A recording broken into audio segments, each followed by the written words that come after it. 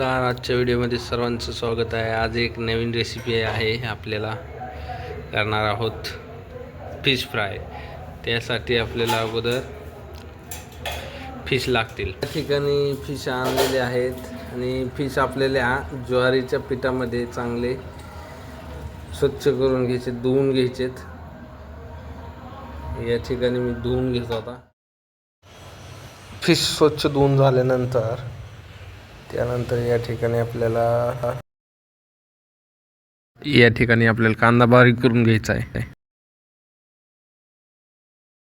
बारीक कांदा करायचा आहे.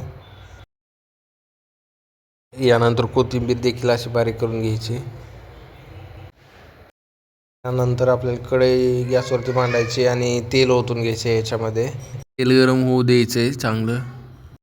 नंतर आपण मासे धुवून घेतले त्याच्यावर हळद टाकायची, मीठ टाकून घ्यायचं आहे.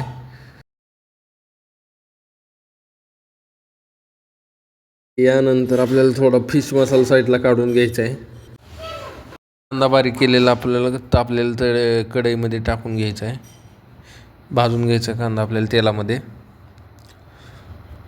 मसाल्यासोबत थोडं तिखट टाकायचे, अंबारी मसाला टाकून घ्यायचा आहे. अशा प्रकारे कांदा बारीक केल्याने कांदा लसूण पेस्ट टाकायची.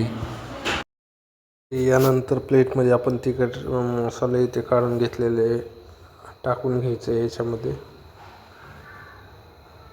आणि असं चमच्याने हलवायचे. मसाले तिकडे मिक्स झाल्यानंतर आपल्याला फिश त्यामध्ये टाकून घ्यायचे कढईत. अशा प्रकारे फिश फ्राय करण्यासाठी आपल्याला फिश टाकून घ्यायचे माशाचे. तर जो मसाला आहे तो चमच्याने आपल्याला अशा प्रकारे हलवायचा आहे, म्हणजे सगळे बाजूनी फिशच्या बाजूनी मसाला लागेल, जेणेकरून चांगला फिश फ्राय होईल. त्यानंतर थोडीशी कोथिंबीर टाकून घ्यायची वरून. मसाला मिक्स केल्यानंतर माशाला लावल्यानंतर म्हणजे हे सर्व अशा प्रकारे लावल्यानंतर आपल्याला यावरती झाकण ठेवायचे, चांगलं शिजू द्यायचं. गॅस चालू ठेवायचा, गॅस फुल ठेवायचा. तर आपला फिश फ्राय तयार झालेला आहे.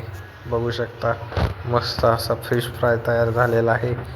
छान असा घरगुती प्रकारे बनवलेला छान फिश फ्राय तयार झाला आहे. तुम्ही या पद्धतीने फिश फ्राय बनवू शकता. हॉटेलपेक्षाही चवदार असा फिश फ्राय. तुम्हाला हा व्हिडिओ आवडला असेल तर लाईक आणि सबस्क्राईब करायला विसरू नका. धन्यवाद.